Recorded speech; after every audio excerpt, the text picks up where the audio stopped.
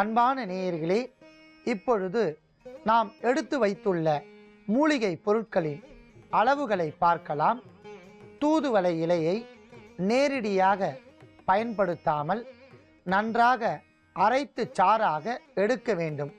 ஆகையால் 100 கிராம் இலை நன்றாக கழுவி அரைத்து எடுத்த தூதுவளை சாறு 100 மில்லி, வராக மூலி என்று சொல்லக்கூடிய கோரைக்கிழங்கு 5 கிராம், கோஷ்டம் 5 கிராம், திப்பிலி 5 கிராம், இவை மூன்றையும் சமன் எடையாக எடுத்துக்கொண்டு நன்றாக அரைத்து தூள் செய்து எடுக்க வேண்டும்.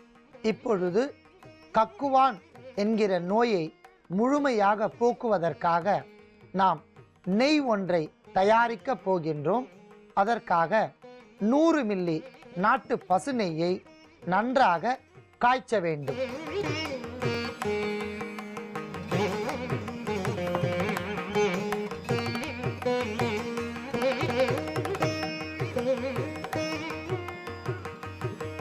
நெய் மிதமான சூட்டில் காய்ந்து கொண்டிருக்கும் போதே நாம் அரைத்து எடுத்த தூதுவளை இலைச்சாறை சேர்க்க வேண்டும்.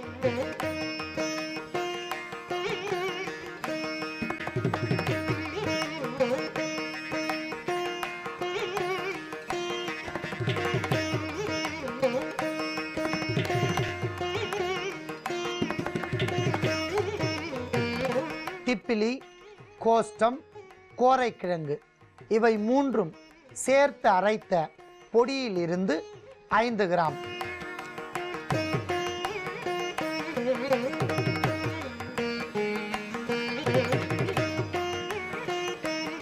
நாம் சேர்த்த மூலிகை பொருட்கள் நாட்டு பசு நெய்யில் சேர்ந்து நன்றாக கொதித்து இப்பொழுது தூதுவளை நெய்யாக மாறிவிட்டது.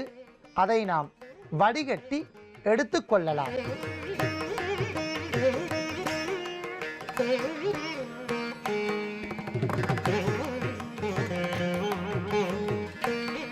இளம் பச்சை வண்ணத்தில் இருக்கக்கூடிய அதீத நறுமணமும் அளப்பரிய மருத்துவ குணமும் நிரம்பிய இந்த தூதுவளை நெய்யை நன்றாக ஆற வைத்து எடுத்துக்கொள்ளவும்.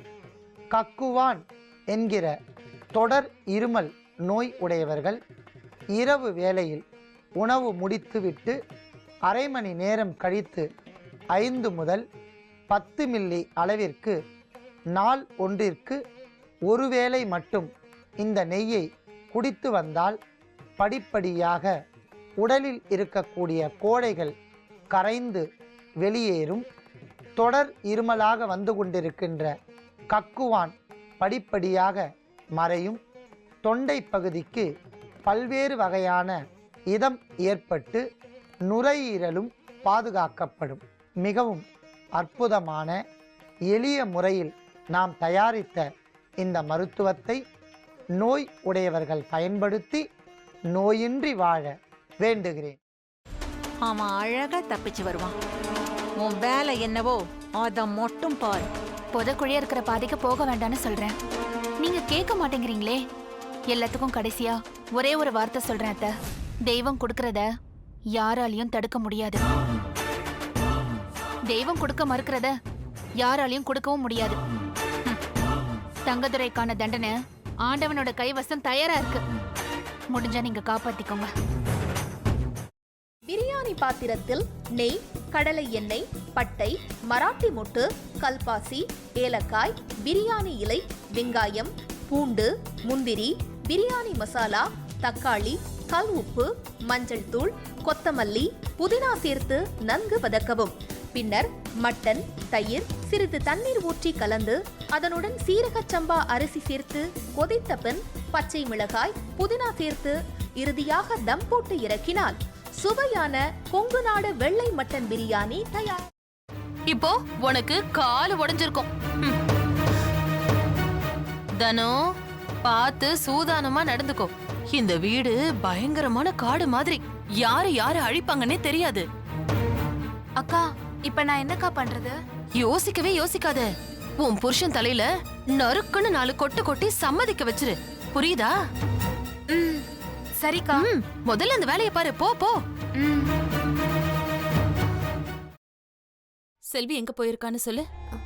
அதான் நீங்க சொன்னீங்களேம்மா, அவங்க அம்மா அப்பா வீட்டுக்கு போயிருக்காங்க. கரெக்ட், அப்படிதான் சொல்லணும். சரி, சந்தோஷ்க்கு லெமன் டீ கொடுத்துட்டு உடனே வந்துடணும். புரிஞ்சுதா? சரிங்கம்மா.